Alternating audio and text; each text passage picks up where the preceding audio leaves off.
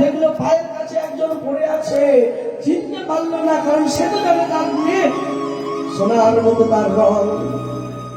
বলে উঠলো, কে মা, তুই আমার পায়ের কাছে পড়ে আছি? মুখটা তুলে বলে উঠলো, বাবা এ তুমি কি করলে বাবা? আমি এখন জগতের কাছে মুখ দেখাবো কি করে, বলো না?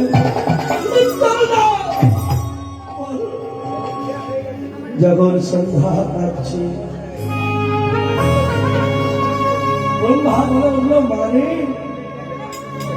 চিন্তা করিস না, দোষ যে আমার নেই আমি বলবো না, দোষ যে আমার নেই আমি বলবো না। এই হতর ছাড়া মদন, এই মদনটার জন্য আজ আমি ব্রহ্মলোকে কলঙ্কিত হলাম। শুধু ব্রহ্মলোক নয়, জগতের মাটিতেও আমার নামে কলঙ্ক হল। আমি তোকে আশীর্বাদ করলাম মা, তুই জগতের মাটিতে চলে যাবি। জগতের ঘরের মায়েরা লক্ষ্মী স্বরূপিণী মা, ওই লক্ষ্মী স্বরূপিণী মায়েরা সন্ধ্যার সময় যখন অন্ধকার নেমে আসে, তখন মায়েরা ইয়ত্রী চিহ্ন নিয়ে হাতে উজ্জ্বল শাখা পরে, কপালে সিঁদুরের টিপ পরে, লাল বেড়ে বড়দের শাড়ি পরে, হাতে প্রদীপ নিয়ে চলে যায় ভক্তি প্রদায় মা বৃন্দা দেবীর কাছে। তোকে আশীর্বাদ করলাম, যখনই তারা সন্ধ্যার প্রদীপ নিয়ে যাবে, তখন তুই তোরা আঁচল পেতে দাঁড়াবি জগতের ওই লক্ষ্মী স্বরূপিণী মায়েদের কাছে।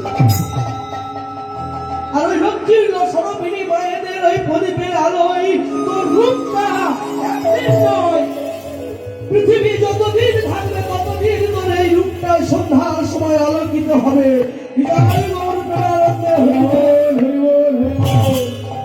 সেই সন্ধ্যা জগতের মাটিতে সবাই ঘরে ঘরে আঁচল পেতে দাঁড়িয়ে থাকি সন্ধ্যার সময়। মায়ের সন্ধ্যা দিতে ভুলে যেও না। কেন দাঁড়াই? আঁচলটা পেতে সতীত্বের ভিক্ষা চায়। ব্রহ্মা এও বলল, যদি এই কথা জানার পরে যদি কেউ তার সতীত্বের যদি ভিক্ষা না দিতে চায় বা সন্ধ্যা প্রদীপ না নিয়ে যায়, তার ঘরে দুটো জিনিস থাকবে না। আমি অভিশাপ করলাম, দুটো জিনিস থাকবে না।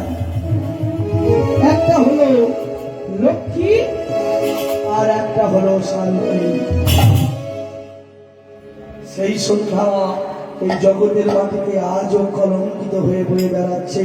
আপনাদের মতো মায়েরা সন্ধ্যার সময় প্রদীপ নিয়ে গেলেই তবে ওই সন্ধ্যা আলোকিত হয় গো মা। আপনারা যেন ভুলে যাবেন না, দয়া করে কৃপা করে করুণা করে সন্ধ্যা প্রদীপ নিয়ে গিয়ে সন্ধ্যাটা দেবেন।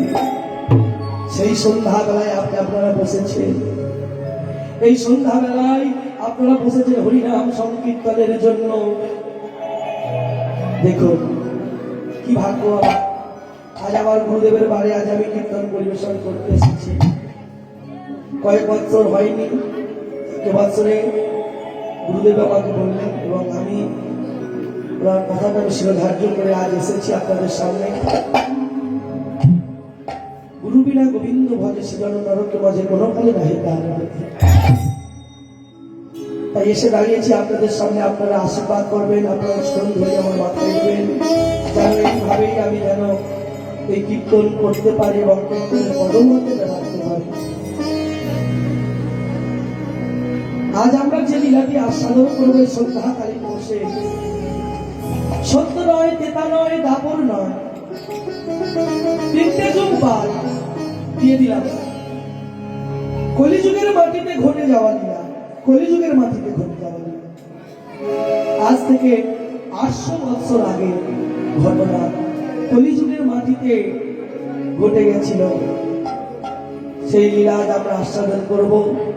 লীলার বিষয়বস্তু বাঞ্ছারামের, দুঃখী বাঞ্ছারামের কৃষ্ণ প্রাপ্তি।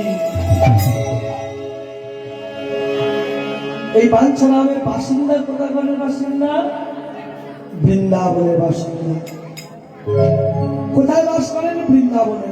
পদকর্তা একটা পদাবলীর মধ্য দিয়ে ওই বাঞ্ছারামের পুরো ঠিকানাটা বলে দিলেন। কেমন করে দেখো, ওগো উত্তর প্রদেশ রাজ্য,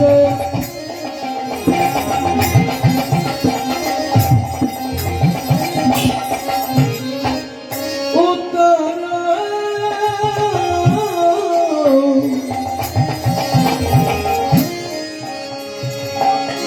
প্রদেশ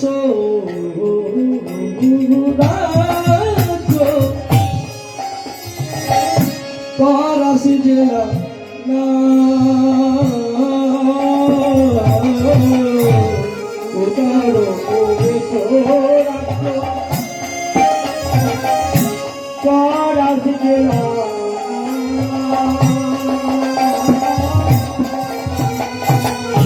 উত্তরপ্রদেশ রাজ্য, যেখানে আমরা ভ্রমণ করতে যাই। বৃন্দাবন উত্তরপ্রদেশ, মানে আমরা বৃন্দাবনে যাই, তাই তো নাকি? তাহলে ওই রাজ্যটার নাম হলো উত্তরপ্রদেশ। উত্তরপ্রদেশ রাজ্য, জেলার নাম কি?